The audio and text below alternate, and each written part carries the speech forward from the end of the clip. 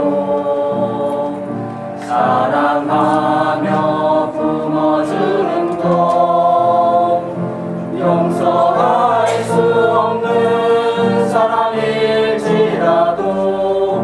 용서하여 주는 것 어떠한 자기 주장도 버리고 오직 모든 것을 주님 뜻에 맡기며 내가 강한 것이 아니라 주가 강함을 보여주니 진정한 겸손 참을 수 없어도 화내지 않고 끝까지 인내하는 것 감사할 수 없는 그런 조건에서도 감사하며 사는 것 칭찬이나 비난 가운데서도 침묵하며 살아가는 것 말씀 순종하기 어려울지라도 믿음으로 순종하는 것 어떠한 자기 주장도 버리고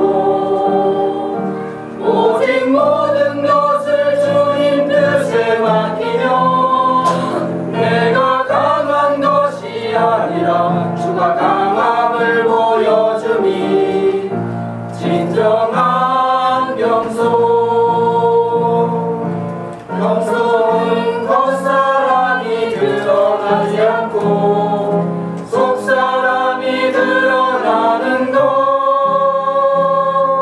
하나님과 가장 가까운 사람이 바로 겸손한 사람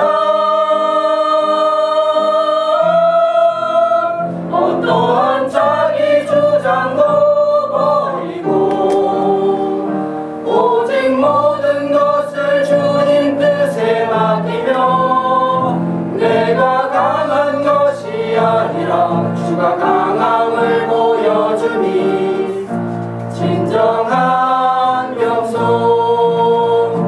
내가 강한 것이 아니라 주가 강함을 보여주니 진정한 겸손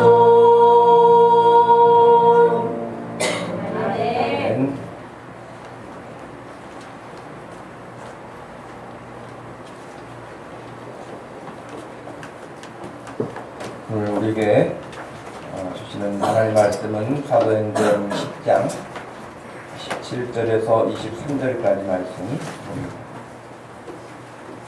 사도행전 10장 17절에서 23절까지 말씀.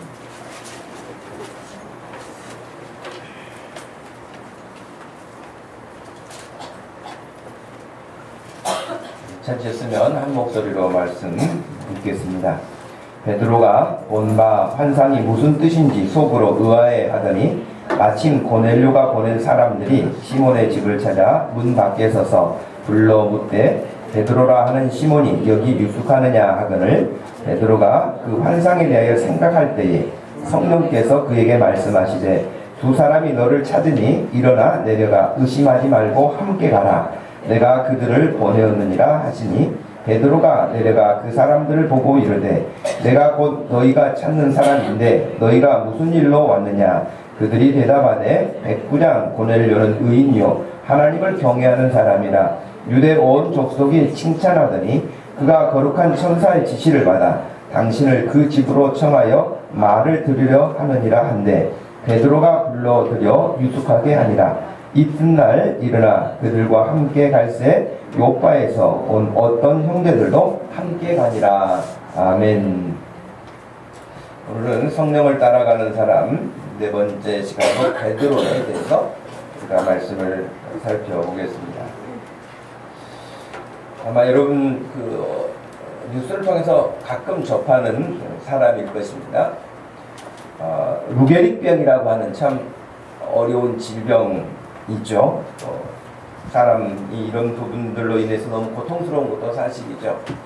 그럼에도 불구하고 정말 그 어려운 일들을 이겨내고 특별히 지금 천체 우주에 대해서 탁월한 그런 연구와 또 업적을 남긴 사람이기도 하고 지금 현재 진행형이 있죠.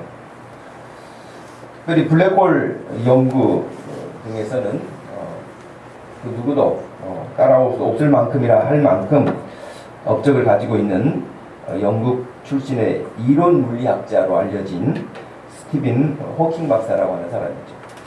스티븐 호킹이라고 하는 이 사람에 대한 이야기는 우리가 가끔 듣게 되지만 최근에도 또 뉴스를 보게 됐습니다. 지난 20일 노르웨이 트론헤임에서 열린 과학예술인 스타버스 페스티벌에서 발표한 그의 이론 혹은 장래에 대한 이야기가 뉴스에 화제가 됐던 것을 영국의 BBC가 보도했고 국내 언론들도 많이 소개를 했죠. 근데 그가 바라보는 지구는 굉장히 비관적인 것입니다. 우리가 지금 이렇게 살고 있지만 이 과학자는 이 지구에 대해서 무척 비관적인 예측을 하고 거기에 대해서 준비해야 된다고 말을 합니다. 2020년까지는 최소한 달에 우주인을 보낼 선도적인 국가가 나와야 된다고 말하면서 30년 안에 달의 기지를 만들고 2025년까지는 화성에 사람을 보내야 한다고 하면서 지구를 떠나야 된다고 말합니다. 이 과학자가 하는 말은 지구의 종말이 온다. 지구가 소행성들과 충돌하게 될 것이고 지구상에는 살아남을 사람이 없을 것이다. 그래서 달에 사람을 보내어서 노아의 방주와 같이 인류를 보존할 수 있도록 해야 된다. 이런 주장을 지금 하고 있습니다. 이게 그냥 깊은 산속에 들어가서 자기가 혼자 주장하는 바가 아니고 과학자가 하는 이야기예요. 여러분은 이런 뉴스를 접하면 어떤 생각이 드세요? 아 진짜 그런 날이 올지도 몰라. 뭐 그런 생각을 할 수도 있겠죠? 그러나 여러분 그런 생각을 한다 할지라도 대안이 있을까요? 여러분 달로 이사를 갈 수 있겠습니까? 설령 이런 일이 온다고 할지라도 여러분 우리가 대안이 없어요. 네. 누가 달로 이사 가겠습니까? 누가 화성으로 이사 가겠습니까? 지금 어떻게 할 수 있는 방법이 없죠. 그래서 사람들은 이런 뉴스를 들을 때는 순간 좀 쇼킹한 느낌을 받기도 하지만 금세 다 잊고 살죠. 아무 일 없다는 듯이 뭐 그런 일은 오지 않을 것처럼 그렇게 이야기를 하죠. 사실 그런데 이런 유사한 주장은 과학자들만 하는 게 아니라 뭐 예언가라고 하는 사람들, 여러 사람들이 인류에 대한 미래를 예측하면서 이런저런 이야기들을 하죠. 문제는 그런 상황에서 사람들이 처음에는 무시하는 것 같지만 영향을 받고 산다는 거예요. 이런 소리도 자꾸 듣다 보면은요, 영향을 받아요. 영향을 받게 되는데, 그러면 성경을 믿고 사는 우리들은 어떤가요? 과학을 신봉하고 과학을 신뢰하는 사람들은 과학자들이 말하는 것처럼 그렇게 될 것이다. 그리고 우리의 현실 세계에서 그렇게 이루어지는 것들이 여러분 꽤 있지 않습니까? 이번 세계 모터쇼에서도 또 이렇게 출품된 자동차가 있는데 그 자동차는 하늘을 나는 자동차. 여러분 70년대만 하더라도 거의 공상과학에서나 만화영화에서나 볼 수 있는 정도의 수준 아닙니까? 그런데 이게 현실이 돼서 하늘을 날기도 하다가 또 어떤 상황에서는 일반 자동차처럼 가기도 하는 하늘을 나는 자동차가 지금 현재 자동차 전시회에 나오고 있습니다. 또 여러분 잘 아는 것처럼 무인 운전, 사람이 운전하지 않고 자동차 입력하면 자기 목적지에 데려다 주는 이런 시대가 지금 눈앞에 와 있고 지금 실험을 하고 있고 진행을 하고 있지 않습니까?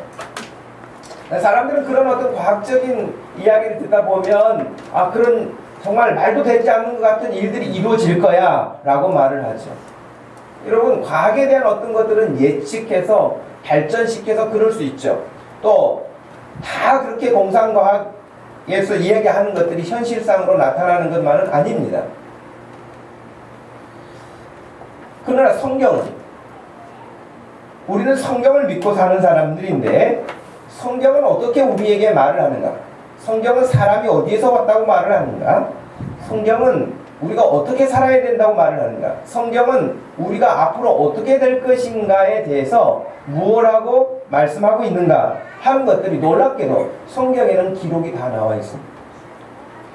그리고 여러분 더 놀라운 것은 지금 과학자들이 천체 만원경뿐만 아니라 어마어마한 데이터를 가지고 연구하고 추측한다 할지라도 지극히 일부에 불과한 것입니다. 그러나 성경에는 1817개의 예언이 있는데 그 예언이 8352개의 구절을 통해서 우리에게 예언이 되어 있고 그 예언은 거의 다가 성취되었다라고 성경학자들은 보고를 합니다. 이 성경에 대한 내용은 예언의 내용이 담겨 있는데 성경의 거의 3분의 1에 해당할 만큼의 많은 숫자입니다. 많은 내용이 예언으로 구성이 되어 있습니다. 그런데 그 예언이 그냥 성경이 어떤 일반 종교에서 말하는 것처럼 그런 경전으로 마음 편안하게 하고 끝나는 그런 수준의 말씀이 아니고 성경에서의 3분의 1에 해당하는 예언들이 실제로 우리가 살고 있는 역사 현실에서 이루어졌던 것입니다. 창세기 3장 15절 말씀은 아마 우리에게 굉장하게 잘 알려져 있기도 하고 놀라운 말씀인데 하나님께서 아담과 하와가 하나님의 말씀에 불순종하고 타락하여서 죽게 되었을 때에 멸망하게 됐을 때에 하나님께서 너희를 위해서 구원자를 보내시겠다고 약속하신 그 약속이 창세기 3장 15절입니다. 근데 그 약속은 여러분 약속으로만 있고 아직 이루어진 게 아니라 예수 그리스도가 2000년 전에 이 땅에 오심으로 그 약속은 성취된 것입니다. 그 예수님이 어떻게 오실 것인가? 예수님이 오시기 직전 700년 전에 이사야 선지자가 예언했습니다. 처녀의 몸에서 태어날 것이다 라고 이야기하였고 예언했습니다. 그대로 예수 그리스도께서는 그렇게 오셨습니다. 이사야 53장에서는 예수 그리스도가 이 땅에 오셔서 어떠한 고난을 당할 것인가? 왜 그런 고난을 당할 것인가? 죄는 우리가 졌는데 왜 그분이 죄를 짊어지고 죽어야 하는가? 하는 것을 이미 이사야 선지자가 53장에서 예언했고 그 예언대로 예수 그리스도는 이 땅에 오셔서 애매하게 아무 흠도 없고 티도 없고 잘못이 없는 그분이 우리를 대신해서 마치 자신이 죄라도 지은 것처럼 고난을 당하셨고 채찍을 당하셨고 외면을 당하셨고 십자가의 죽음의 자리에까지 이르게 되었다고 말씀하신 그 내용은 예수님을 통해서 온전하게 이루어졌습니다. 요나 선지자는 3일간 큰 물고기 뱃속에 들어가서 하나님의 말씀을 불순종하고 다른 곳으로 가다가 하나님이 본래 말씀하신 목적지인 니느웨를 향해서 가게 됐습니다. 예수님은 사역하실 때에 우리에게 요나의 표적을 이야기하신 적이 있습니다. 그리고 예수님은 정말 자신도 3일 만에 다시 모든 죽음의 권세를 깨뜨려 버리시고 살아나셔서 부활의 생명체가 되시고 부활자가 되시고 부활하셔서 잠시 사람들의 눈에 착시현상으로 계신 것이 아니라 40일 동안을 여전하게 계시면서 말씀을 전하시고 그들이 보는 가운데에 하늘로 승천하셨다라고 성경은 우리에게 기록하고 있습니다. 성경은 여전하게 그 예수 그리스도가 우리의 구원자 되시고 그 예수 그리스도가 우리의 생명 되시며 그 예수 그리스도가 역사의 모든 것을 막을 내리는 날이 오게 될 것이라고 종말에 대해서도 예고하고 있습니다. 그 일은 반드시 그 이전의 예언들이 성취되었던 것처럼 반드시 성취되어질 것입니다. 여러분은 어떠한 생각을 하시고 지내십니까? 또 스티븐 호킹이 말한 것처럼 그런 어떤 엄청난 이야기를 한다 할지라도 거기에 대한 우리의 준비는 어떤 것이겠습니까? 성경에서 예수 그리스도를 통해서 우리에게 이루신 일과 앞으로 되어질 일들에 대해서 말씀하신 것들이 가득한데도 불구하고 우리는 그 말씀들 앞에서 어떠한 자세를 취해야 하겠습니까? 무엇을 준비해야 되고 어떻게 준비해야 우리가 안전하고 복되게 살아갈 수 있을까 하는 것입니다. 돈을 많이 예금해 놓고 돈이 계속해서 제공되도록 하는 안전장치를 만들어 놓는 것이 우리나라에서는 아마 그 어떤 것보다 빌딩을 하나 가지고 있어서 노후에 걱정하지 않고 편안하게 살 수 있는 그런 일들을 꿈꾸는 나라 아니겠습니까? 남는 시간은 여행을 보내고 좋은 음식을 먹고 즐기고 살겠다고 하는 것이 지금 여러분 대한민국의 일반적인 가치관으로 굳어지고 있고 많은 부분에서는 이미 그렇게 굳어지기도 했죠. 이 영상물 하나, 짧은 걸 하나 제가 보여드리려고 하는데요. 이 영상물을 보시면 여러분 지금 얼마나 이런 부분들이 실감나는가 하는 것을 보게 될 것입니다. 서울의 한 초등학교 3학년 교실. 학생들에게 장래 희망에 대해 물었습니다.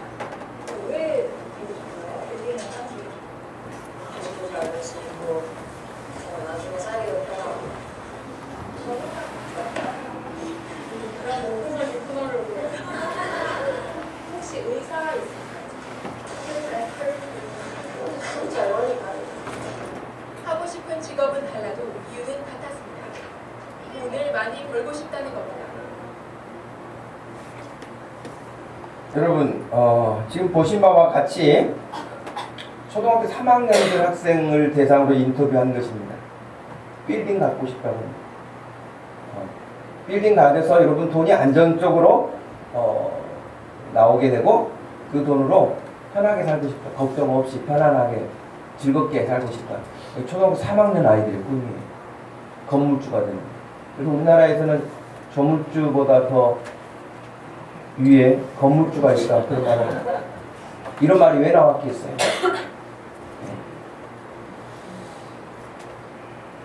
성경에 딱 이와 같은 사실을 마치 지금 우리가 이야기하고 뉴스에 나온 것을 보기라도 한 듯이 성경에 기록하고 있는 장면이 있죠.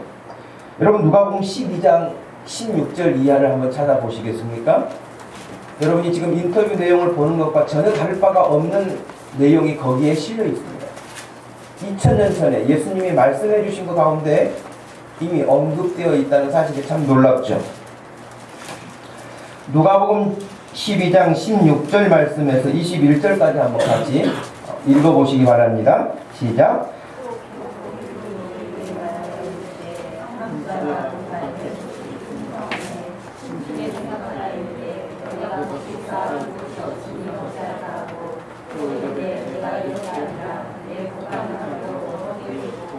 내 모든 곡식과 물건을 거기 쌓아두리라. 또 내가 내 영혼에게 이르되 영혼아 여러 해 쓸 물건을 많이 쌓아두었으니 평안히 쉬고 먹고 마시고 즐거워하자 하리라 하되 하나님은 이르시되 어리석은 자여 오늘 밤에 내 영혼을 도로 찾으리니 그러면 내 준비한 것이 누구의 것이 되겠느냐 하셨으니 자기를 위하여 재물을 쌓아두고 하나님께 대하여 부요하지 못한 자가 이와 같으니라. 아멘. 여러분 빌딩 하나 짓기 위해서 정말 고생하고 애쓰고 다 해서 빌딩을 하나 가졌어요. 그래서 자기 명의로 딱 등기 이전을 끝냈어요. 그리고 건물에 새도 건물이 다 나갔어요. 계산기를 두들겨 보니까 1층에서 얼마, 2층에서 얼마, 3층에서 얼마. 생각해도 너무 기분이 좋아요. 이 돈을 어떻게 다 쓸까? 명품도 가서 사고 여행도 가고 맛있는 것도 먹으러 가고 야 동창회도 가서 좀 자랑스럽게 내가 이렇게 산다 그렇게 이야기도 하고 보여주고 싶고 과시도 해보고 싶고. 근데 그날 밤에 죽었어요. 너무 기분이 좋았어요. 친구들한테 연락이 오면은 거부하지 않고 다 스케줄 잡아놨어요.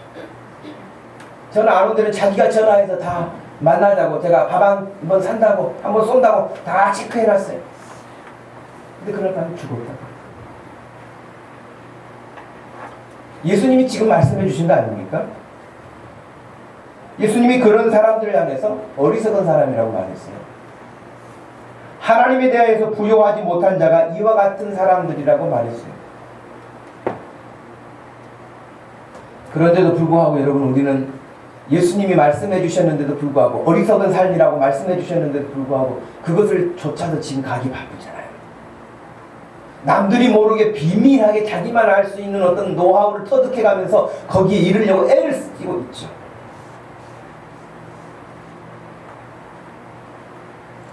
기도 말고는 답이 없다라고 하는 간증을 한 팀 켈러라고 하는 목사님이 계십니다.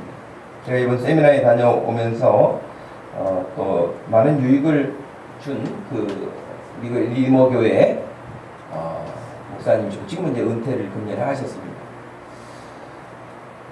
그 본인의 이야기를 이렇게 기도라는 책에서 했는데요. 인생 후반부가 되어서야 기도가 무엇인지 제대로 알게 되었다. 그러면서 기도 말고는 어떤 것도 해볼 수 있는 도리가 없었다고 고백을 하면서 1999년 가을 시편을 연구하는 성경 공부 모임을 이끌고 있었는데 그때 기도에 관한 성경의 명령과 약속을 수박 거달기식으로 더듬는 것만 같았다. 때마침 9.11 사태가 터졌고 암울한 기운이 몇 주간이나 뉴욕을 짓눌렀다. 온 도시가 마치 그러기로 약속한 것처럼 한꺼번에 임상적 우울증에 빠져들었다. 여러분 실제로 9.11 테러가 발생한 이후에 지금 14년이 됐지 않았습니까? 14년이 더 됐죠. 그렇죠?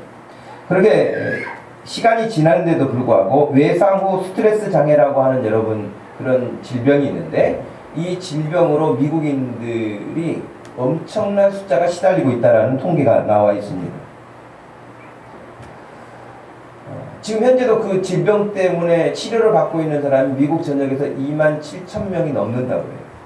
시간이 그렇게 지났는데도 불구하고 이 의사들의 통계 자료에 의하면 점점점 그 숫자가 늘어가고 있음에 참 의아하게 생각한다. 그런 보고도 나와 있습니다. 그런 어떤 지금 미국 전역이 우울한 상태에 빠져있는 그런 상태에서 자신의 집에 더 큰 또한 어두운 그림자가 찾아왔다고 말하면서 자기 아내 캐시는 크론병이라고 하는 증세와 씨름하느라고 정신이 없었다. 그리고 자기 자신은 또 갑상선 암이라고 하는 진단을 받게 됐다. 여러분 미국 전체가 지금 완전히 우울 모드예요. 불안해요 사람들이. 여러분 우리나라에도 삼풍백화점이 무너졌던 이후에 사람들이 어디를 잘 안 갔습니까? 백화점을 가기에는 가도 지하에는 잘 안 가요. 그리고 지하에 가면 공포감이 몰려오는 거예요. 왜? 그런 분위기가 한번 전체적으로 뉴스를 통해서 중계됐기 때문에 불안한 거예요. 혹시 내가 들어갔는데 무너지지는 않을까. 그런 공포감. 그러니까 미국 전역에 그런 테러의 공포감이 있는데 아내도 그런 병에 자기는 또 갑상선 암에 정말 엎친 데 겹친 격으로 얼마나 힘들었겠습니까? 심리적으로.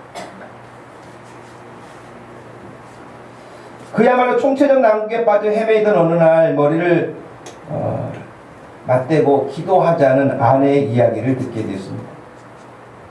가끔 한 번도 아니고 매일 그러자는 것이었는데 엄두조차 낸 적이 없는 일이었습니다. 예화까지 들어가면서 아내가 이렇게 말했다고 합니다. 불치병에 걸렸다는 선고를 받았다고 생각해 봐요. 의사가 약을 주면서 날마다 잠자리에 들기 전에 하나씩 먹어야 되고 만약에 약을 먹지 않고 걸으면 몇 시간 안에 숨이 끊어진다고 경고했습니다. 그렇다면 그 약을 절대 잊지 못하겠죠. 아내가 그런 이야기를 하면서 지금 우리가 처한 환경이 이러니 하나님께 기도합시다. 그것도 날마다 기도합시다. 그렇게 이야기를 시작했습니다. 결코 깜빡하고 약을 먹지 않고 잠자리에 들 사람이 없는 것처럼 우리가 처한 이 상황에서 우리에게는 기도 말고는 다른 소망이 없습니다. 그래서 이 팀 켈러 목사님 부부는 정말 그 이야기대로 기도하는 일에 집중하게 되었다고. 그리고 지금까지도 그가 건강하게 다 생활하고 활동하고 있는 것을 보면 참 놀랍죠. 여러분 기도라고 하는 것은 그렇게 자기들이 어떤 목적을 정해놓고 자기 체면에 빠지거나 자기 신념을 강화시키는 것이 아닙니다. 기도를 하는 대상이 있습니다. 우리가 하는 기도를 듣고 계시는 분이 계십니다. 그리고 거기에 대해서 반응을 보여주시는 것이죠. 사람들은 어떤 것들을 그냥 우연이라고 생각하는 경우들도 있습니다만은 기도라고 하는 것은 하나님이 들으시고 우리에게 간섭하시고 우리의 길을 인도하시는 것이죠. 여러분, 우리가 읽었던 오늘 성경 본문에 따르면은 1절부터 읽지 않았습니다만은 1절부터 16절까지의 내용에는 두 사람이 소개가 되는데요. 첫 번째 한 사람은 가이사라의 백부장이라고 하는 고넬료가 소개되어 있습니다. 고넬료는 로마 군대의 장교였습니다. 1절 말씀에 그렇게 나와 있어요. 가이사라에 고넬료라는 사람이 있으니 이달리아 부대라 하는 군대의 백부장이라. 그가 군인이었지만 경건하여 온 집안과 더불어 하나님을 경외하며 백성을 많이 구제하고 하나님께 항상 기도하더니. 그래서 이 사람도 늘 기도하는 사람이었어요. 그러다가 기도하는 중에 하나님께서 그의 기도에 나타나셔서 응답을 하시고 환상을 하나 보여주셨습니다. 고넬료야 하며 고넬료를 부르시고 4절 말씀에 고넬료가 주목하여 보고 두려워하여 이르되 주여 무슨 일입니까? 할 때 천사가 이르되 너의 기도와 구제가 하나님 앞에 상달되었고 기억하신 바 되었다. 너는 내가 지금 사람들을 요빠에 보내어서 베드로라 하는 시몬을 데리고 오라. 초청하라. 그랬어요. 그는 지금 무두장이 시몬의 집에 유숙하고 있는데 그 집은 해변에 있다. 정확하게 위치까지 알려주면서 데리고 오도록 말한 것입니다. 이 말을 기도 중에 이 음성을 들은 거예요. 그리고 7절 말씀에 보니까 그 천사가 떠나가며 고넬료가 집안 하인 둘과 부하 가운데 경건한 사람 하나를 불러서 이 일을 다 그들에게 일러주고 요빠로 사람을 보낸 것입니다. 여러분, 요빠는 가이사라라고 하는 저 북쪽 지역인데요. 저 위쪽이 가이사라였죠. 그 북쪽 지역에서 밑에까지 약 한 50km가 조금 더 되는 그런 거리예요. 여기서 여러분 50km 거리면요, 제가 이렇게 인터넷으로 검색을 해보니까 우리 교회에서 50km 정도면 강화도 만이산 정도까지 거리예요. 네.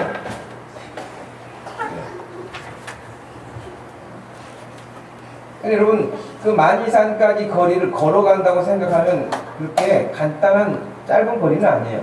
30km 정도 나오는데 지금 그런 거리를 내려가서 이제 베드로를 초청해 모시고 와라 하는 것을 지금 고넬료가 한 것이죠. 이 요빠라고 하는 곳에 지금 그 베드로가 있었어요. 사도 베드로가 있었는데요. 이 요빠는 지금 예루살렘이라고 하는 중간에서 더 서쪽이죠. 북서쪽이죠. 지금은 야포라고 하는 텔아비브, 현재 지명은 텔아비브 야포라고 하는 아름답다라고 하는 뜻을 가지고 있는 지금 항구 도시예요. 지금 그곳에 지금 베드로가 있었던 것이죠. 근데 베드로를 보니까요, 9절 말씀에 이튿날 그들이 길을 가다가 그 성에 가까이 갔을 그때에, 그러니까 지금 고넬료가 보낸 사람들이 이 요빠 가까이 왔어요. 다 왔을 그때에 베드로가 기도하려고 지붕에 올라갔다. 베드로도 역시 기도하러 갔어요. 고넬료도 기도하는 중에 하나님의 환상을 봤어요. 근데 베드로 역시 기도하는 자리로 가고 있는 중이었습니다. 그가 기도하러 올라갔을 때 10절에 보니까 그가 시장하여 먹고자 하매 사람들이 준비할 때에 황홀한 중에 하늘이 열리며 한 그릇이 하늘에서 내려오는 환상을 보게 됐습니다. 근데 그 환상을 보게 되는데 보자기 같은 것에 어떤 큰 그릇 같기도 하고 보자기 같기도 하고 그런데 그 안에 뭔가 많이 들어있었어요. 근데 거기에는 레위기에 나와 있는 말씀 중에 레위기 11장에 보면 하나님께서 이스라엘 사람들에게 말씀하시면서 먹을 수 있는 짐승과 먹지 못할 짐승을 이렇게 구분하셨어요. 이건 먹지 마라, 이건 먹어도 괜찮다라고 한 것이었는데 베드로가 기도하러 올라가서 기도하는 중에 본 환상이 뭐냐면 하늘에서 내려왔는데 자기가 평생토록 레위기 11장의 근거에서 유대인들이 지켜왔던 것처럼 먹어보지도 않고 먹지도 않고 혐오하는 그런 것들이 그 보자기 안에 가득 차서 내려온 거예요. 거기까지만 해도 좀 그렇죠. 근데 그 다음 말씀이 더 쇼킹하게 했어요. 베드로야 그거 다 잡아먹으라 그런 거예요. 아니 평생 먹어본 적도 없고 먹지 않고 하나님이 거룩한 것이 아니라고 말씀하셨는데 그것을 지금 먹으라고 하니 베드로가 굉장히 충격을 받았죠. 근데 제가 이걸 지금까지 먹어본 적도 없고 거룩한 생활을 위해서 한 번도 대한 적이 없는데 이걸 먹다니요 먹을 수 없습니다. 그랬더니 하나님이 하시는 말씀이 야 내가 깨끗하게 했는데 왜 네가 더럽다고 하느냐 잡아 먹으라 이렇게 하는 거예요. 근데 이거 3번이나 똑같이 말씀하시는 거예요. 한 번도 아니고 3번이나 반복되고 있는 그런 상황에서 베드로가 그 사실을 수용하게 됩니다. 그래서 여러분 그가 이 말씀을 듣고 베드로가 17절에 그랬잖아요. 베드로가 본 환상이 무슨 뜻인지 속으로 의아하게 생각했다. 이상하게 생각했다 라고 했습니다. 당연히 그는 이상하게 생각했겠죠. 이게 도대체 뭔가 왜 갑자기 이런 걸 보여주시지? 이게 무슨 뜻이지? 무슨 의미지? 라고 한 것입니다. 그런데 19절에 베드로가 그 환상에 대하여 생각할 때에 성령께서 그에게 말씀하시되 두 사람이 너를 찾으니 일어나 내려가 의심하지 말고 함께 가라. 내가 그들을 너에게 지금 보냈다. 그렇게 말씀하신 거예요. 여러분. 그래서 여러분 지금 이 말씀하신 내용을 우리가 보게 되면 베드로가 성령께서 그에게 말씀하시는 것은 베드로가 자기가 본 환상에 대해서 생각할 때에 라고 되어 있습니다. 생각할 때에. 여러분 오늘날에도 하나님은 우리가 하나님의 말씀을 듣고 그 말씀을 마음에 두고 예를 들면 여러분들이 오늘 교회 오셨잖아요. 오늘 교회에 오셔서 어떤 말씀을 들을 때에 들은 말씀 중에 그래 예수님이 예언하신 말씀 혹은 성경에 나와 있는 예언의 약속들 혹은 기도 혹은 베드로 혹은 고넬료 그 어떤 것이라도 좋아요. 그런 중에 여러분이 어떤 말씀을 듣고 오늘 집에 돌아가는 중에 그 말씀을 내 마음에 생각하고 있어요. 시편 1편 말씀에서는 묵상하는 거라고 그랬잖아요. 주야로 그 말씀을 묵상하는 거라고 그랬는데 그 말씀을 늘 마음에 두고 여러분이 생각하게 되잖아요. 그때에 지금 베드로에게 역사하시는 것처럼 성령님이 여러분에게 간섭하세요. 믿으시길 바랍니다. 여러분 깊은 산에 가서 아무도 없는데 도 닦듯이 하나님을 찾아서 만나는 게 아니고 하나님이 말씀하신 것을 마음에 두고 있을 때에 하나님이 내가 생각지 못했던 것을 여러분 생각하게 하시는 거예요. 그래서 기도하는 사람은 여러분 사업을 하든 직장에 나가든 공부를 하든 간에 늘 주님 앞에 그와 같은 마음을 가지고 사는 것이죠. 그것이 어느 한때 특별히 어려운 일을 만났을 때 특별한 일을 만났을 때만 그런 게 아니라 우리의 일상생활에서 늘 그렇게 하는 거예요. 그래서 베드로에게 성령님이 직접 말씀을 하시는 거예요. 내려가라. 지금 지붕에 올라와 있거든요. 기도하기 위해서. 우리나라 같은 이런 지붕이 아니라 우리 건물 같은 이런 옥상이 있죠. 그런 식의 지붕에 올라가서 기도하는데 너를 찾으러 지금 왔는데 내가 보낸 것이다. 그러니 의심하지 말고 따라가라. 이렇게 구체적으로 이야기를 하신다고요. 우리 모두는 하나님의 뜻대로 살기 작정한 사람들 아닙니까? 예수 믿는 저와 여러분들은 정말 하나님을 믿고 하나님을 따라 살기를 원하는 사람들이지요. 우리 역시 늘 하나님의 말씀을 마음에 담아두고 살아갈 때에 베드로에게 말씀하시고 베드로를 인도하신 것처럼 우리의 삶도 그렇게 인도하여 주실 것을 확신합니다. 그러면 베드로에게 이렇게 하신 이유가 뭘까요?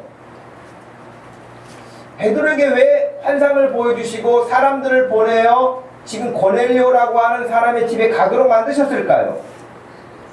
그것은 베드로에게 더 분명한 하나님의 뜻을 알려주시고자 하는 것이 있었습니다. 그 하나님의 뜻이란 예수님을 통해 이루어진 일, 즉 예수 그리스도가 십자가에서 죽으신 일과 고난당하신 일과 죽음에서 3일 만에 다시 부활하시고 승천하시고 다시 오시마 약속하신 재림의 약속이 무엇인지를 베드로에게 더 선명하게 가르치시고 또 증언하게 하시는 그 일이 목적이었습니다. 여러분, 베드로는 예수님의 제자 아닙니까? 예수님의 제자 중에서도 아주 흔히 우리가 편하게 하는 말 중에는 수제자라 그렇게 말하잖아요. 1등 제자라 할 만큼 결코 어떤 곳에서도 뒤지지 않는 사람이었죠. 가룟 유다가 예수님을 배신하고 자살했잖아요. 네. 공간복음서에서는 가룟 유다가 목매어 죽었다고 그러고 있어요. 근데 사도행전에서는요, 그가 창자가 터져서 죽었다 그렇게 나와 있어요. 그러니까 이제 사람들이 그걸 종합해서 목매에 달았다가 스스로 자살했다가 떨어져서 그렇게 됐을 것이다 그렇게 이야기하는데, 어찌됐든 예수님을 배신하고 팔았던 가룟 유다는 비참하게 생을 스스로가 마감을 했어요. 사도행전 1장에 베드로와 그 남은 사도들이 정말 하나님이 예언한 대로, 하나님이 이미 예언하셨어요. 예언하신 대로 그는 갈 길로 갔으니 그 빈자리를 우리가 채우는데 한 사람을 뽑자. 보궐선거와 같은 일들이 있었습니다. 근데 그 조건이 있었어요. 사도행전 1장 21절에 보면, 이러함으로 요한의 세례로부터 우리 가운데서 올려져 가신 날까지 주 예수께서 우리 가운데서 출입하실 때에 항상 우리와 함께 다니던 사람 중에 하나를 세우자. 그래서 우리와 더불어 예수께서 부활하심을 증언할 사람이 되게 하자 그랬거든요. 그러니까 지금 사도의 그룹에 들어올 수 있는 조건이 세례 요한의 세례부터 시작해서 승천하신 것까지를 다 지켜본 사람이어야 되는 거예요. 그냥 학교에서 공부 잘하는 사람을 데리고 오는 게 아니에요. 배경이 있는 사람을 데리고 오는 게 아니에요. 예수님의 사역이 시작되셨고 예수님이 어떤 사역을 하셨고 어떻게 승천하신 것을 우리와 똑같이 본 사람 중에서 한 사람을 선택하자 그랬거든요. 그렇다면 지금 베드로는 이런 것에 저촉이 되지 않은 사람이잖아요. 예수님이 어떤 분이시고 예수님이 어떤 삶을 사셨고 예수님이 어떠한 말씀을 우리에게 남기셨고 승천하셨는가를 너무나 잘 아는 사람이 베드로란 말이죠. 물론 예수님이 잡히시던 밤에 베드로도 두려움에 떨어서 로마 군인들 앞에서 여러분 예수님을 모른다고 3번이나 부인도 했던 사람이기도 합니다. 그런 사람이기도 해요. 그렇지만 예수님이 다시 찾아오셨을 때에 예수님을 사랑한다고 고백하고 그리고 오순절에 성령 충만함을 입어서 그가 여러분 설교할 때에 구약 성경을 막 인용해서 마치 오늘날 성경 학자들처럼 여러분 설교를 그렇게 했습니다. 보통 사람은 지금 보통 유대인들은 구약 성경에서 말씀하셨던 것이 예수님과 어떻게 연결되는지 잘 몰랐어요. 그런데 성령 충만함을 입었던 베드로는 요엘 선지자의 예언의 말씀이 지금 오순절에 지금 이렇게 이루어지고 응답되고 있다고 하는 것을 아주 선명하게 깨닫고 있었던 것이에요. 다른 사람들 눈에 보이지 않았어요. 그러나 베드로는 그게 보였어요. 다른 사람들 알지 못했어요. 그럼 베드로는 알았어요. 그러니까 누구하고 비교해본들 절대 뒤지지 않는 성경 지식과 성령 충만함을 가지고 있는 사람이 지금 베드로라고요. 여러분 그러기만 했습니까? 베드로가 설교할 때 3,000명이 회개했습니다. 베드로가 전한 그 메시지를 듣고 5,000명이 어느 날 회개를 했습니다. 얼마나 강력한 복음 설교자입니까? 얼마나 강력한 어떻게 보면 능력자입니까? 안진뱅이를 일으키는 일에 여러분 베드로가 가서 기도하는 중에 그런 역사가 일어나지 않았습니까? 이런 엄청난 사람이 지금 베드로예요. 그러면 우리가 봤을 때는 베드로가 그 정도가 됐으면 흠도 없고 부족함이 없어 보이잖아요. 야, 그 정도면 엄청난 자기 스펙을 자랑할 수 있는 사람 아니겠습니까? 그런데 예수님이 보실 때 부족한 거예요. 사람들 눈으로 볼 때 평가할 때는 엄청난 사람인데 주님이 보실 때 부족합니다. 그 부족한 가운데 가장 첫 번째가 뭐냐면 유대인의 벽을 뛰어넘지 못한 겁니다. 예수님이 너희에게 성령이 임하시면 너희가 권능을 받아서 예루살렘과 온 유대와 사마리아와 땅 끝까지 이르러서 증언을 할 수 있는 증인이 될 거라고 말씀하셨는데, 지금도 예루살렘을 떠나지 못하고 유대를 떠나지 못하고 자기 종족 안에 갇혀 있는 거예요. 여러분, 우리가 좀 관심을 갖고 생각해 봐야 될 부분이에요. 이런 엄청난 복음 전도자요, 성경 해석자요, 기도자요, 치유자요, 예수의 수제자요, 이런 사람인데도 불구하고 자기가 생각하고 있는 어떤 생각의 범주에서 벗어나지 못합니다. 여러분, 오늘날 예수 믿지 못하는 수많은 사람들이 예수님을 믿지 못하는 이유가 있어요. 그거는 자기 카테고리에 갇혀 있는 거예요. 자기 카테고리에서 나와야 되는데 그건 나오지를 못해. 그것이 전통이 됐든지 자기 습관이 됐든지 자기의 가치관이 됐든지 간에 사람들이 그 생각에서 빠져나오지를 못하는 거예요. 어떤 사람은 공부한 것이 오히려 의무가 돼가지고 내가 이 정도 공부했는데, 어떤 사람은 수많은 경험을 했기 때문에 그 경험이 자기의 발목을 잡아요. 어떤 사람은 자기가 가지고 있는 어떤 재능 때문에 등등 여러 가지로 방해를 받는 것이죠. 근데 베드로가, 그런 엄청난 예수님의 제자였던 베드로가 유대인의 벽을 뛰어넘지 못한다는 게 여러분 놀랍지 않습니까? 누구보다도 하나님의 뜻을 가장 잘 알 법하고 가장 앞장서서 할 법한데 그랬던 것이죠.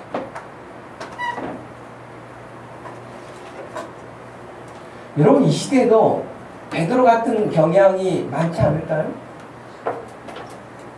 꽤나 신앙생활을 오래 했고요. 교회 오래 다녔고요. 교회에서 크고 작은 일도 많이 하고요. 사람들도 다 인정해주고요. 칭찬도 받고요. 다 그럼에도 불구하고 하나님 지금 원하시는 뜻이 무엇인지 몰라요. 베드로 같아요. 그래서 여러분, 뭐가 필요하겠어요? 베드로처럼 기도하시기 바라요. 기도하는 중에 내가 미처 깨닫지 못하고 어리석은 부분들을 성령께서 깨우쳐 주세요. 그래서 기도해야 돼요. 그래서 말씀을 배워야 돼요. 듣지 못하는데 어떻게 말씀이 내게 있겠습니까? 그래서 늘 말씀을 듣고 배우고 익혀야 하는 것이죠.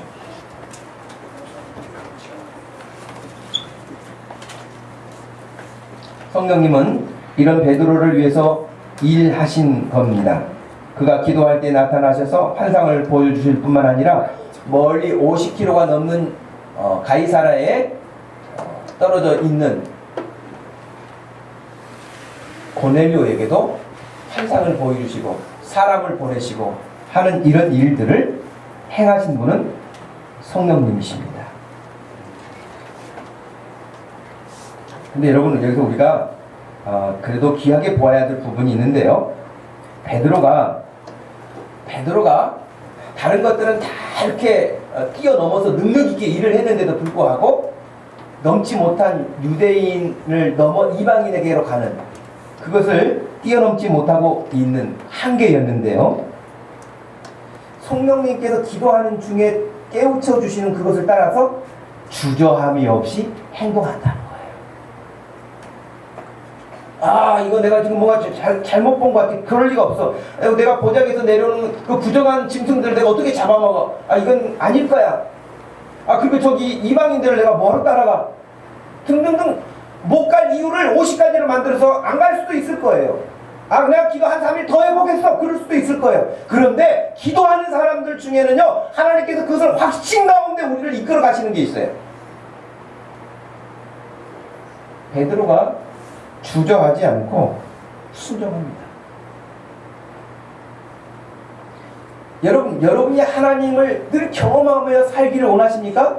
말씀을 어떻게 들었든지 그 말씀의 깊이가 어느 정도 되든지 간에 여러분이 깨닫고 배운 대로 그 말씀을 붙들고 실행해 보십시오. 실행하는 그 일에 하나님은 또 다른 일들을 계획하고 계십니다.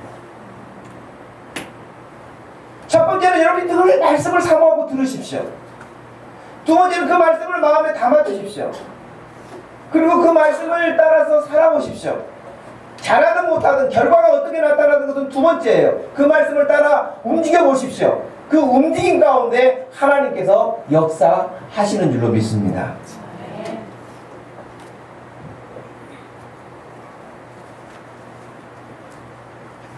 27절에요. 베드로가 저 위에, 요파에서 저 위에 가이사라까지 갔습니다. 따라갔어요. 참 쉬운 일 아닐 텐데 따라갔습니다. 그 멀리까지.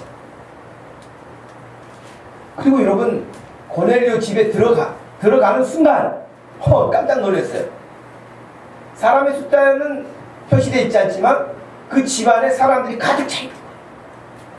그리고 고넬료가 앞에 나오더니 완전히 우리 사극을 보면 왕을 맞이할 때 그 백성들이 하는 자세처럼 완전히 땅에 엎드려가지고 베드로를 맞이하고 영접하고 있어요.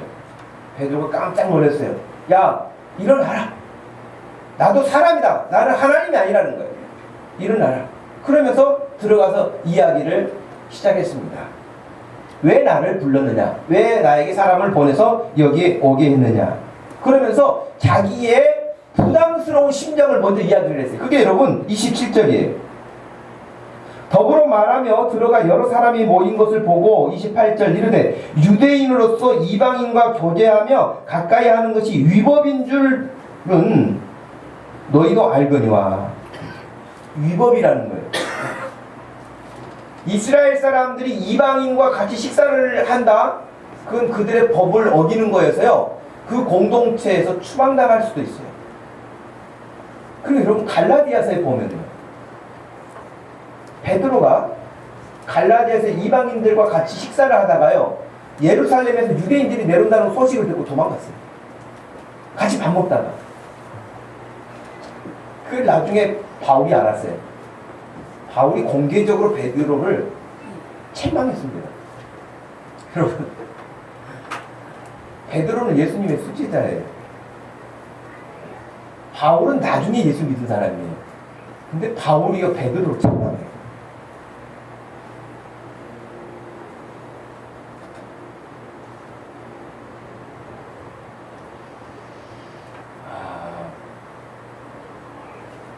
제가 이번 세미나에 가는데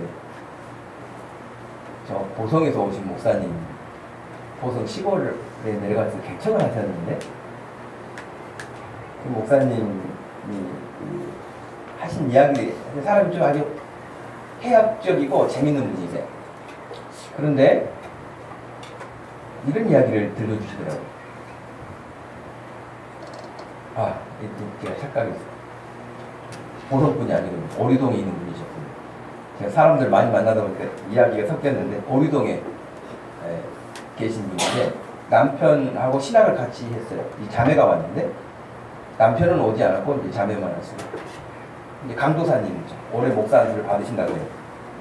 근데 네 가정이 모이는 교회예요. 예배당은 있어요. 교회가 오래된 역사가 있고 네 가정이 지금 모이고 있는데 그 중에 예배 시간마다 늦게 오는 남자분이 한 분 계십니다.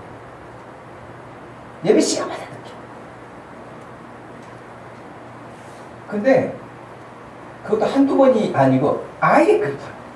그래서 이제 언젠가는 말을 해야겠다. 그 사모도 말하고 싶은 마음이 여기까지 참고 그 강도사님도 그냥 말하고 싶지만 또 참고 또 기다리고. 근데 너무 하는 거야. 그러니까 어느 날은 예배 끝나고 그냥 자기도 모르게 화가 나서 그런 식으로 하려면 나오지 말라고 이렇게 말을 해버렸거든요. 그랬더니 그 다음이 더 악권이에요.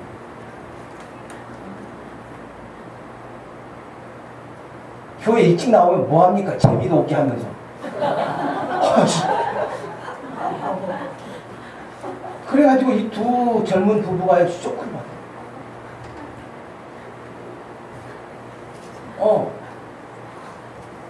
근데 그게 여러분 우리가 상담을 할 때요, 상담 기법 가운데 그런 게 있어요. 하나님이 우리에게 말씀하시는데 기도 중에 혹은 예배 중에 성경 볼 때만 말씀하시는 게 아니고 다양한 지나가는 사람들을 통해서도 우리에게 하나님이 하나님의 마음을 전할 수 있다는 거예요. 그게 상담의 기법 가운데 하나예요. 근데 그 이야기를 했죠. 아마 하나님이 그 사람을 통해서 말씀하고 있는지 모릅니다. 자기들도 그렇게 받았다고. 마음에 안 든 것은 하나님이 어떻게 보면 목회자를 보면서 마음에 안 들었는지도 모르죠.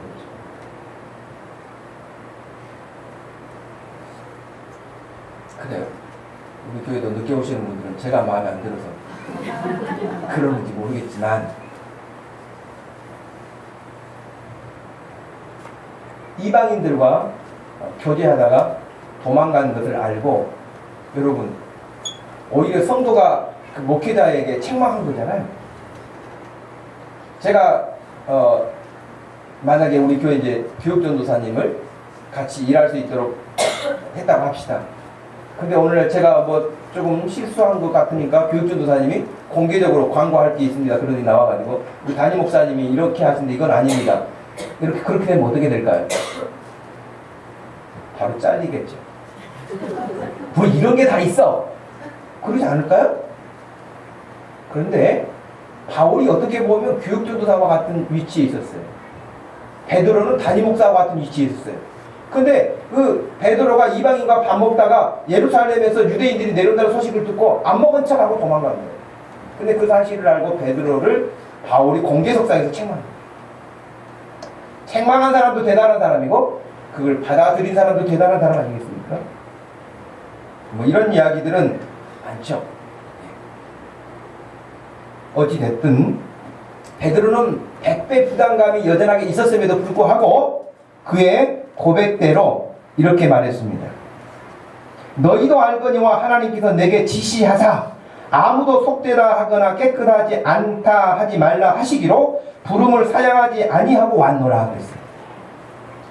자기 마음에는 100배 부담이 있었지만 하나님이 말씀하신 것을 따라서 왔다 그렇게 말씀합니다. 여러분 우리가 하나님을 섬겨가는데 어떨 때는 인간인지라 이런 생각 저런 생각이 걸릴 때가 많아요. 마음에 안 들 때도 많아요. 그럼에도 불구하고 하나님이 말씀하신 것을 따라야지 내 기분에 충실해서는 안 됩니다. 자기 감정에 빠져가지고 있으면 안 됩니다. 저는 전에도 여러분에게 말씀드린 적이 있는데 요즘에는 좀 덜합니다만은 여러분 70년대 80년대만 하더라도 빨간 가방 들고 다니는 사람들은 여러분 구역장들인데 순복음교회 구역장들이었어요. 네. 아예 단체로 빨간 가방 만들어가지고요 그 빨간 가방 들고 다니면서 구역을 돌보는 그런 구역장들인데 어느 날 조은파 씨가 그 여러분 뭐 칠갑산인가요 노래가 하여튼 조은파 씨가 그 집에 그 순복음교회 다니는 구역장네 집에서 하숙생으로 살았을 때요. 그럼 자기가 그때 예수를 안 믿었을 때고 나중에 예수 믿고 간증하는 중에 이런 이야기를 해요. 하루가 뭐다 하고 그 구역장님이 남편하고 싸운다는 거예요. 하루가 뭐다. 근데 자기가 가만히 들어보면은 아마 목사님이나 전도사님이 전화하는 것 같더래. 그러면은 그렇게 막 혈기 내면서 싸우다가도 다 휴전하고 빨간 가방 들고 나간다는 거예요. 그래서 나는 처음에는 그거 야 이게 뭐야 싸우지를 말든지 가지를 말든지 그랬는데 지금은 아주 제가 높게 평가합니다. 감정을 싸울 때는 싸우더라도 딱 정지하고 할 일이 또 있으면 가야 되는 거예요. 여러분. 자기 너무 감정에 빠져가지고 내가 이런 만 가지고 주의 일을 어떻게 하겠어 그래도 마음이 안정되고 내가 또 오늘 이런 싸움을 했으니까 한 이틀이라도 금식을 하고 날 셉니다. 절대 그렇게 안 됩니다. 여러분 그러므로 여러분 감정에 충실하지 말고 하나님이 말씀하신 것에 충실할 수 있는 믿음 되기를 축복합니다. 그런 믿음 되면요 여러분의 삶은 하나님이 이끌어 가시는 것이지 여러분의 감정이 이끌어가는 게 아니에요. 굉장히 양심 있는 것처럼 굉장히 뭐 지성 있는 것처럼 그렇지 않습니다. 베드로가 그런 거예요. 자기 감정 따라 싸우면 못 왔어요. 그러나 말씀 따라 싸우는 거예요. 근데 여러분 말씀드린 것처럼 하나님이 여러분들을 부르시는 것은 꼭 베드로처럼 환상 중에만 기도 중에만 나타나시는 게 아니라 지나가는 사람 어떤 교회 식구들을 통해서 또 다른 사람들을 통해서 여러분을 부르시는 하나님의 음성이 있어요.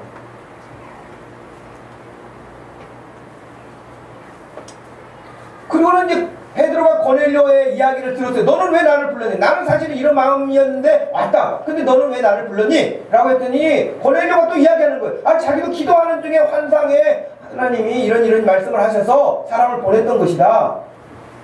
그러니까 지금 베드로가 자기가 체험한 거나 고넬료가 체험한 거나 일치한 거예요. 이게 하나님이 하시는 일이구나 하는 것을 깨닫게 된 것이죠. 그래서 여러분 34절부터는 34절부터는 베드로가 그 고넬료 집에 모인 사람들을 향해서 복음을 전합니다. 34절부터 보십시오. 베드로가 입을 열어 말하되 내가 참으로 하나님은 사람의 외모를 보지 아니하시고 각 나라 중 하나님을 경외하는 의를 행하는 사람은 다 받으시는 줄 깨달았도다. 나는 지금까지도 유대인의 벽을 뛰어넘지 못하고 여기 갇혀 있었는데 하나님은 그렇지 않으시구나.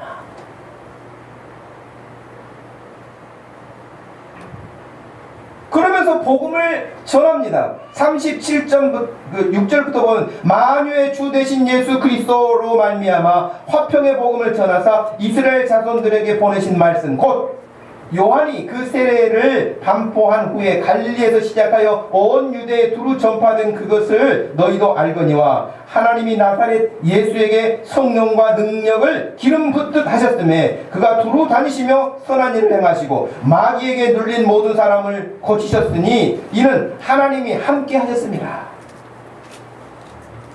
39절 이하에도 여러분 43절까지 똑같이 예수 그리스도가 어떤 일을 하셨고 그가 어떤 고난을 당하셨고 3일 만에 부활하셨고 승천하시기 직전에 어떤 일을 하셨고 자신들에게 말씀하신 것들이 명령하신 것들이 무엇인가를 다시 알려줍니다. 여러분 다른 설교한 게 아니에요. 다른 설교한 게 아니에요.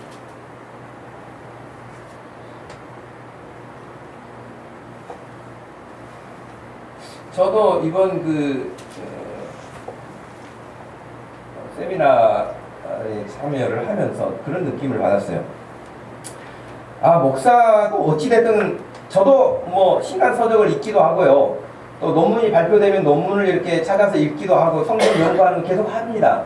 하는데 목회자가 계속 교육을 받아야 되겠구나. 목회자가 끊임없이 교육을 받아야 되겠구나 하는 생각을 더 크게 갖게 됐어요. 왜냐하면 이 시간을 통해서 다 말씀드릴 수는 없지만 내가 지금 성도들에게 뭘 가르치고 있는가 하는 것을 또 한 번 점검하게 됐어요. 내가 여러분에게 지난 8년간 뭘 가르쳤는가? 성경 가르쳤죠. 성경은 하나님의 말씀이죠. 내가 불경을 가르치거나 논어를 가르친 게 아니에요. 성경을 가르쳤어요. 근데 성경을 바르게 가르쳤는가? 바르게 가르친 것도 있었겠죠. 그러나 또 미흡한 점도 있구나 하는 것을 보게 됐어요. 근데 그 미흡한 점이 다른 게 아니에요. 베드로가 고넬료 집에 가가지고 한 말씀, 곧 예수 그리스도를 증거하는 거예요.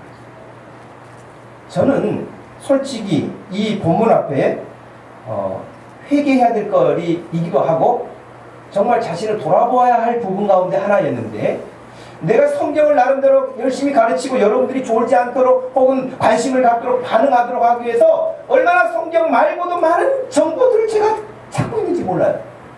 좀 피곤해요. 맨날 예수님 이야기하면 여러분 재미없다고 할 것 같아. 그래서 이런 이야기도 저런 이야기도 많이 정보를 책도 있고 뉴스도 보고 신문도 있고 그러면서 물론 그 말씀을 더 드러나기 위해서 하는 것이긴 하지만 그럼에도 불구하고 그런 유혹들이 늘 있단 말이에요. 그러나 베드로는 다른 이야기 하지 않았어요. 예수 그리스도가 왜 오셨는지, 예수 그리스도가 왜 죽었는지, 예수 그리스도가 왜 다시 부활하시고 승천하셨는지, 그것이 너와 무슨 상관이 있는지 그 말씀한 거예요. 다른 말 한 거 아니에요. 저도 그래서 예수 그리스도에게 더 집중해야 되겠다라고 하는 생각을 마음에 더 결심하고 돌아왔어요.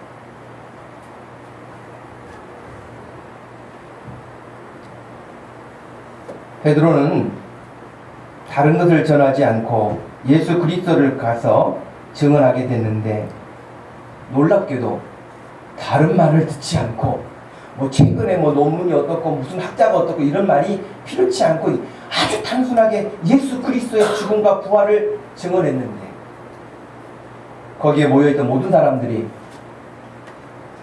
우리가 그 예수를 믿겠다. 그리고 세례를 받겠다. 그리고 그렇게 반응했을 때 성령이 베드로에게 임했던 그 성령이 거기 모인 사람들에게도 충만하게 임하게 되어서 그들이 다 예수를 믿고 세례를 받게 된 거예요. 할렐루야.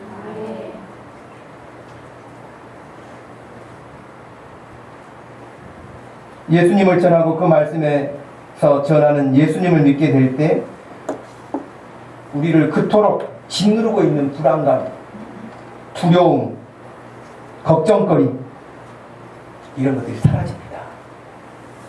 여러분, 제가 처음에 보여드린 그 영상물, 초등학교 3학년 학생들이 우리가 초등학교 3학년 때 장래 꿈이 뭐냐라고 물어보면 선생님이 된다든지 장군이 된다든지 뭐 대통령이 된다든지 뭐 이런 식의 뭐 그런 꿈을 이야기했는데, 지금 초등학교 3학년 아이들이 꿈이 뭐냐고 물어보니 건물주가 되는 거라는 거예요. 돈 안전하게 잘 나올 수 있는 건물주 된다는 거예요. 여러분, 초등학교 3학년 아이들도 걱정거리가 뭡니까? 돈이에요.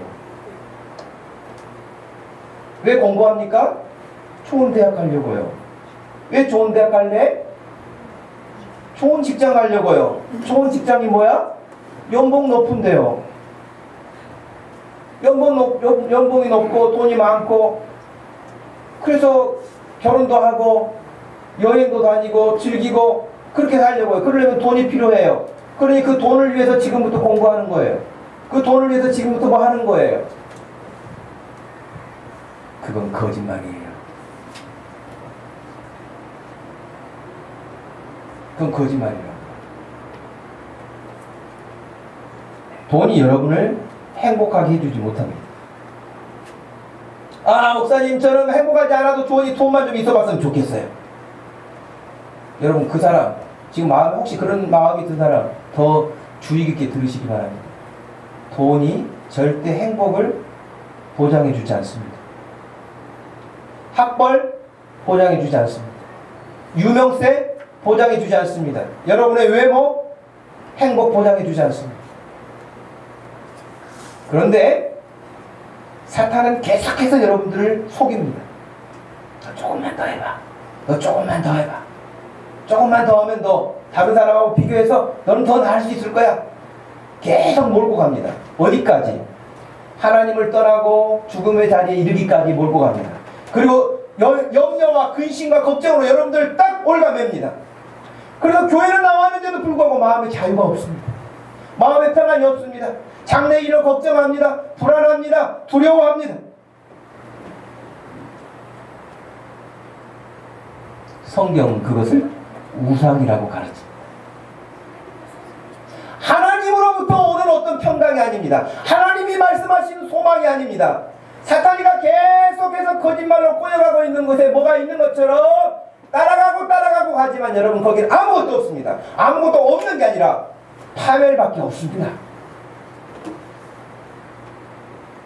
그런데 놀랍게도 지금 고넬료와 함께 있었던 집안 사람들이 다 예수를 믿게 됐는데, 예수 믿었다고 하는 것은 여러분 뭡니까? 지금까지 자신들이 의지하고 붙잡고 살았던 것을 다 놓고 예수님을 붙잡고 살겠다, 예수님을 따라 살겠다, 예수님 의지하고 살겠다고 돌아선 것입니다. 그런데 그것이 단순히 교회 다니는 문제가 아니고요, 자기가 예수 믿으면 정말 세상에 그 무엇으로도 대신할 수 없는 하나님만이 주시는 놀라운 일을 경험하게 돼요. 여러분, 이 시간에 여러분에게 그런 은혜가 임하기를 축복합니다. 예수님은 우리에게 더 이상 걱정하지 말라고 말해요. 아니, 오히려 수고하고 무거운 짐진 자들아 다 내게로 오라, 내가 너희를 쉬게 하리라고 초청하십니다. 거짓말이 아닙니다. 자유하게 됩니다.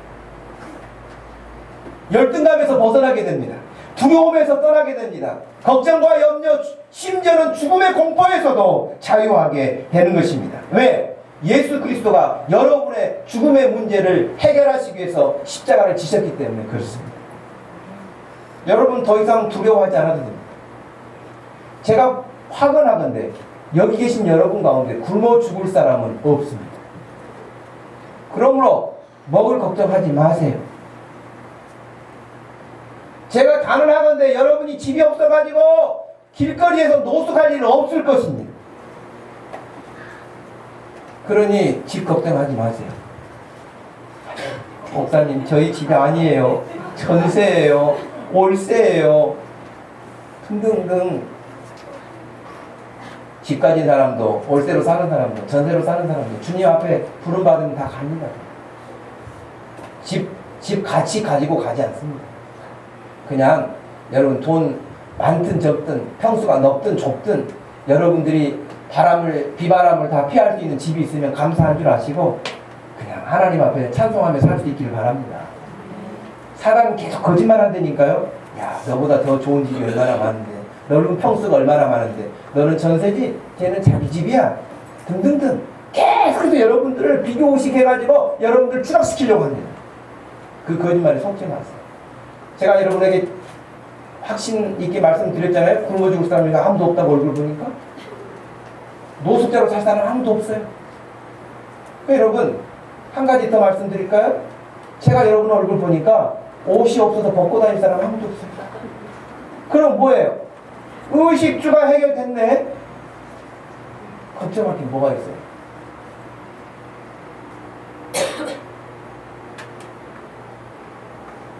성령을 따라갔던 베드로가 성령을 따라 증언했던 그 메시지를 듣고 고넬료와 온 집안 사람들이 그 예수 그리스도를 믿어 자유함을 얻고 그들의 삶이 회복되어진 것처럼 저와 여러분들이 오늘 이 시간을 통해서 다시 예수 그리스도를 중심하여서 예수 그리스도를 모시고 예수 그리스도를 붙잡고 예수 그리스도를 따라서 여러분의 삶이 더 멋진 삶으로 성장해 가기를 원하고 기쁨과 소망으로 가득할 수 있기를 주님의 이름으로 축복합니다. 기도하겠습니다. 하나님 아버지 감사합니다.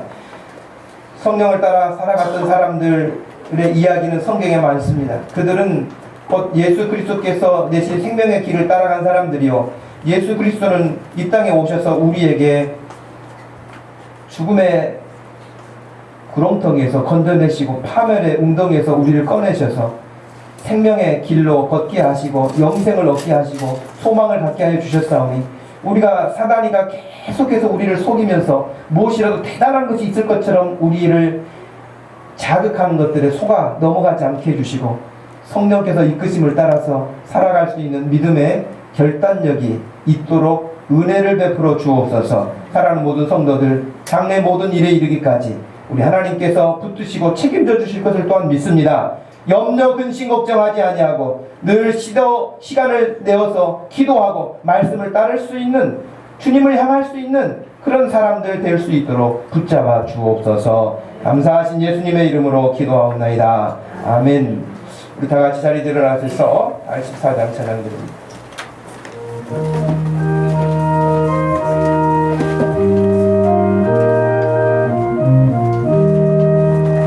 온 세상이 컴컴하여서 참 빛이 없었다니 그 빛나는 영광 나타나 온 세상 빛이 없네. 영광의 주 영광의 주 밝은 그림 내게 비추었네. 영광의 주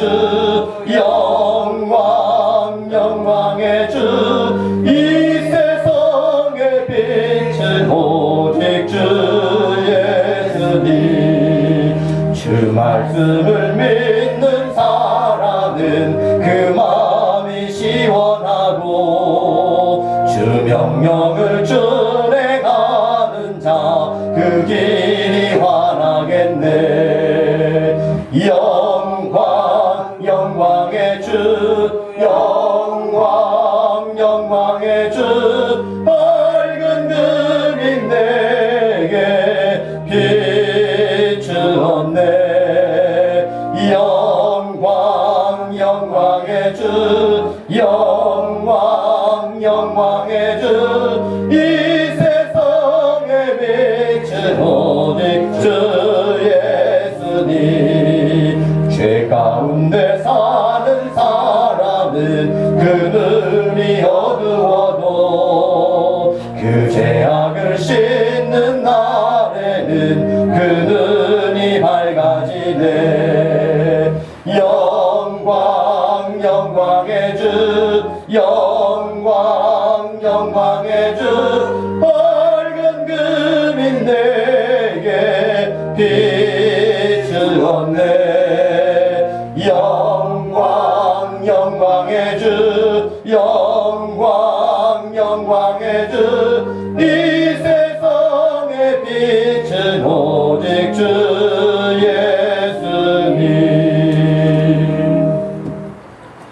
지금은 우리 주 예수 그리스도의 구원하신 구속의 은혜와 우리 하나님 아버지의 극진하신 그 변함없으신 사랑과 성령 하나님의 위로하심과 교통하심이 성령을 따라 살아갔던 믿음의 사람들과 같이 우리 주 예수 그리스도와 함께 이 땅에서 승리하며 살기 소망하는 사랑하는 모든 성도들 머리 위에 지금부터 영원토록 함께 계실지어다. 아멘.